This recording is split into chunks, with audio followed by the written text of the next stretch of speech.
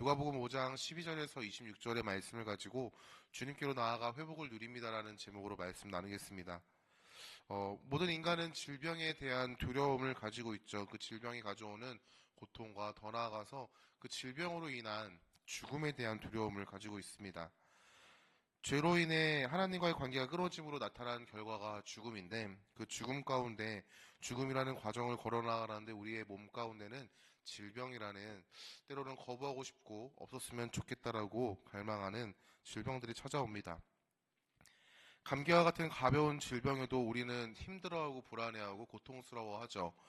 그리고 불치병이나 치료약이 아직 개발되지 않은 병에 대해서는요, 극도로 불안해합니다. 그리고 우리가 하나님 아버지 앞에 나아가는 계기가 되기도 합니다.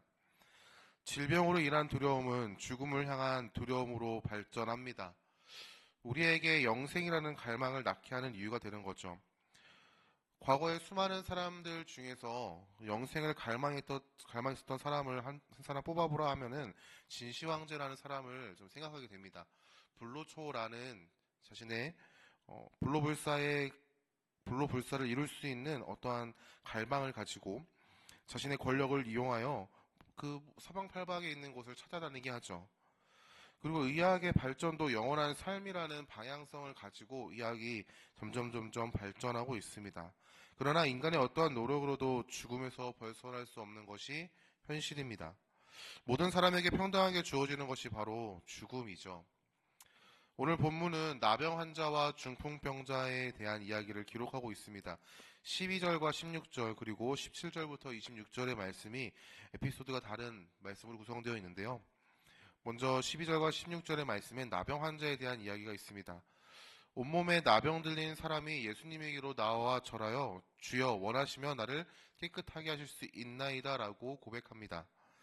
예수님은 나병 환자에게 손을 내밀어 내가 원하노니 깨끗함을 받으라 라고 말씀하시죠. 예수님의 선포 후에 나병이 곧 나았음을 알고 예수님께서는 그에게 이렇게 말씀하십니다. 제사장에 가서 몸을 보이고 모세의 율법을 따라 너가 그 깨끗함을 입증하라 라고 말이죠. 그러나 예수님께서는 기적을 행했다는 소문을 내지 말라고 말씀하십니다. 그러나 소문은 돌았고 많은 사람들이 예수님께로 나와 말씀을 듣고자 함, 더 나아가 자기의 병도 고치고자 하였다는 사실을 말씀하고 있습니다. 17절에서 26절의 말씀은 중풍병자에 대한 이야기입니다. 예수님께서 갈릴리에서 예루살렘에서 온 바리새인과 율법 교사가 함께 있을 때 중풍병자를 사람들이 침상에 메고 나왔습니다라는 말로 시작합니다. 무리로 인해 예수님께로 들어갈 수 없는 상황 가운데 지붕을 뜯어내고 침상째 환자를 내려서 예수님 앞에 내려보냈죠.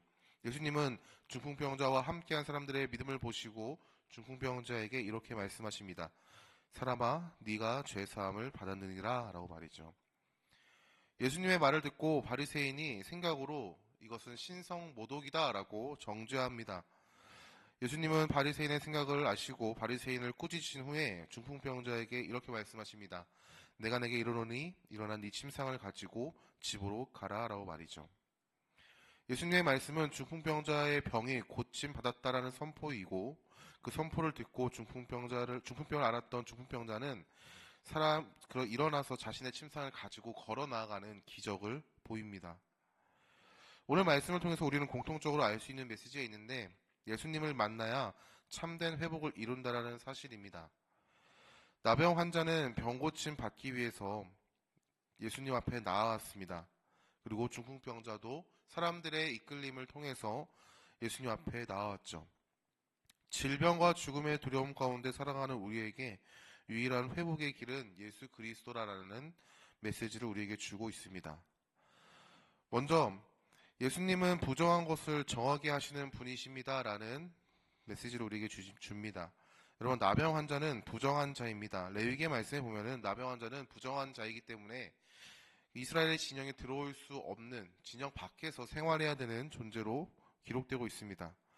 예수님은 이러한 부정한 자인 나병 환자에게 손을 내밀어 깨끗함을 받으라 라고 말씀하시죠.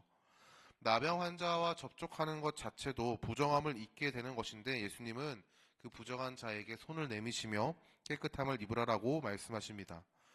예수님으로 인하여 나병 환자가 가지고 있었던 부정함이 떨어져 나아갔고 그가 온전한 존재로 되었음을 얘기합니다. 부정하다라는 것은 하나님과의 관계가 바르지 못함 또는 하나님 앞에서 깨끗하지 못한 상태를 얘기합니다. 하나님과의 관계 안에서 의롭지 못함을 의미하는 단어가 바로 부정함이죠. 그렇기 때문에 나병 환자에게 부정하다라고 말씀하시면서 나병 환자의 그 병은 단순한 육체의 질병이 아니라 영적인 질병으로 해석하고 있습니다. 예수님은 우리의 부정함을 정함으로 바꾸시는 분임을 우리는 기억해야 합니다. 하나님과 사람 사이의 관계를 회복하실 수 있는 분이다라는 사실을 우리에게 얘기하고 있죠. 나병 환자의 메시지를 통하여 단순하게 예수님은 질병을 우리의 힘으로 이룰 수 없는 질병을 치유하시는 분으로만 이야기하지 않습니다. 부정함을 밀어내시고 우리를 의롭다라고 말씀 만들어 주시는 그분이십니다라고 얘기를 하죠. 예수님에게 나아갔던 나병 환자는 수많은 사람들에게 배척받았을 것입니다. 그러나 예수님은 수많은 사람들이 배척받은 그 환자를 자신이 앞으로 나오는 것 가운데 거부하시지 않습니다. 우리는 회복함을 이루기 위하여 예수님 앞에 나아가야 합니다. 단순한 질병의 회복함이 아니라 우리의 매일의 삶 가운데 하나님과의 올바른 관계 안으로 회복을 이루기 위하여 아버지 앞에 나아가야 하죠. 두 번째로는 예수님께서는 죄에서 자유하게 하신 분이라는 사실을 얘기합니다. 예수님은 병의 근원을 고치시는, 병을 넘어서 병의 근원인 바로 죄를 해결하시는 분이라는 것을 우리에게 얘기합니다. 예수님은 중풍병자를 향하여 이렇게 말씀하셨습니다. 네 죄사함을 받았느니라 라고 말이죠. 예수님께서 죄를 사하셨음을 의미합니다. 죄를 사하실 수 있는 분은 오직 하나님의 권한입니다. 죄를 사하셨다라는 말씀은 예수님께서는 하나님이 되신다라는 사실을 의미하죠. 예수님의 행동에서 우리는 예수님의 정체성을 알 수 있는데 그분은 하나님으로서 이 땅에 오셨고 죄를 사하심으로써 이 땅 가운데 우리를 불러주셨다라는 것을 깨닫게 합니다. 예수님께서는 단순하게 병에서 허우적거리는 자들을 향하여 그들을 향하여 병 고치는 기적만을 행한 것이 아니라 그 병 고침을 통하여 그들의 근원적인 그들의 죄의 문제를 해결하시고자 하셨습니다. 여러분, 예수님을 통해서 우리는 회복을 이루죠. 이 회복은 우리를 괴롭게 하는 질병뿐이 아니라 아까도 말씀드렸지만 질병의 근원이 되는 죄도 해당됩니다. 예수 그리스도께서 인간의 몸으로 이 땅에 오셔서 지셨던 그 십자가는 단순한 죽음을 향하여 걸어나가는 십자가가 아니고 극악무도한 죄인이 짊어져야 하는 단순한 형벌이 아니고 죽음의 고통에 이르게 하는 단순한 고통이 아니었습니다. 예수 그리스도를 구주로 믿는 자들에게 허락하시는 구원의 은혜였으며 구원을 받을 수 있는 유리한 길과 진리와 생명 되시는 하나님 예수 그리스도의 그 십자가는 우리에게 은혜로서 구원을 받게 하는 축복의 통로였죠. 예수 그리스도의 은혜로 구원받은 성도는 이제 질병과 죽음 앞에서 두려움으로 반응하지 않습니다. 질병과 죽음 앞에서 두려워함으로 반응하는 것이 아니라 내가 구원받았음을 기억하고 그리스도의 부활을 기억함으로 우리는 참된 소망을 바라보며 천국을 소망하며 살아갑니다. 성도에게는 예수 그리스도의 은혜로 아버지 앞에 나아갈 수 있는 특권을 받았습니다. 하나님의 자녀라는 새로운 정체성, 하나님의 나라의 백성이라는 새로운 자격을 받았죠. 하나님을 부정하고 대적하고 밀어냈던 우리가 이제 예수 그리스도로 인하여 하나님을 아버지라고 고백하는 존재가 되었습니다. 그를 저주하고 대적했던 우리가 하나님을 사랑합니다라고 고백하는 하나님의 자녀가 되었습니다. 우리는 하나님 앞에 나아갈 수 없는데 예수님은 직접 우리에게 찾아와 주셨습니다.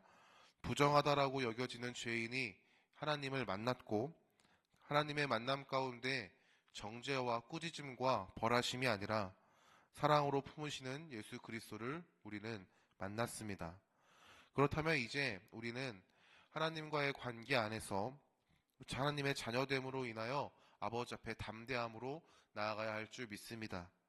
그 담대한 걸음은 나의 힘과 능력과 의와 공로가 아니라 예수 그리스도께서 이루신 우리를 향하신 그 은혜 안에서 이룰 수 있습니다. 사랑하는 성도 여러분, 예수 그리스도에게로 나아가십시오. 어제 전도를 하고 몸살 기운이 있어서 감기약을 먹었어요. 우리는 몸이 아프면 바로 약을 찾죠. 살기 위해서 우리가 취하는 반응입니다. 그런데 세상은 죽음을 향하여 걸어나가고 있는 가운데 생명 되시는 예수 그리스도를 찾지 않습니다. 우리도 똑같이 예수 그리스도를 찾지 않았던 한 사람이었을 것입니다. 그러나 그런 우리에게 찾아오신 분이 바로 예수 그리스도이십니다. 예수님께서는 하늘의 보좌를 버리시고 이 땅 가운데 오셨습니다. 그리고 예수님을 구주로 고백하는 자들에게 구원의 은혜를 허락하십니다. 내 마음 가운데 근심과 걱정, 마음의 질병과 육체의 질병의 회복하심, 그리고 관계의 회복하심을 허락하시며 죄에서 구원하시는 은혜를 허락하십니다. 이제 성도의 삶은 회복하시는 은혜 안에서 살아가는 삶인 줄 믿습니다. 이전에 누린 은혜가 나를 구원하는 일시적인 은혜라고 생각하지 마십시오. 이전에 허락하신 그 은혜는 이제 우리의 평생의 삶 가운데 우리를 인도하시는, 우리의 삶 가운데서 역사하시는 아버지 하나님의 은혜인 줄 믿습니다. 그렇다면 주님 앞으로 우리는 나아가야 합니다. 우리가 하나님을 아버지라 고백하고 예수 그리스도를 주로 고백한다면 우리는 아버지 되시는, 그리고 주가 되시는 하나님 앞으로 나아갈 수 있습니다. 주님께 회복이 있습니다. 그러기 때문에 우리는 매일의 매 순간 아버지 앞에, 예수 그리스도 앞에 나아가야 하는 줄 믿습니다. 그 나아가는 걸음 가운데, 믿음의 걸음 가운데 우리에게는 회복하심을 허락하실 것입니다. 우리는 주님께로 나아가야 합니다. 그 사실을 너무나도 분명한데 우리는 가끔씩 깜빡깜빡하죠. 그리고 때로는 내 삶이 잘 풀리는 것만 같은 모습을 볼 때면 나의 모습을 망각합니다. 그러나 우리에게 계속해서 얘기하고자 하시는 것은 나에게로 나아오라 하시는 그리스도의 음성입니다.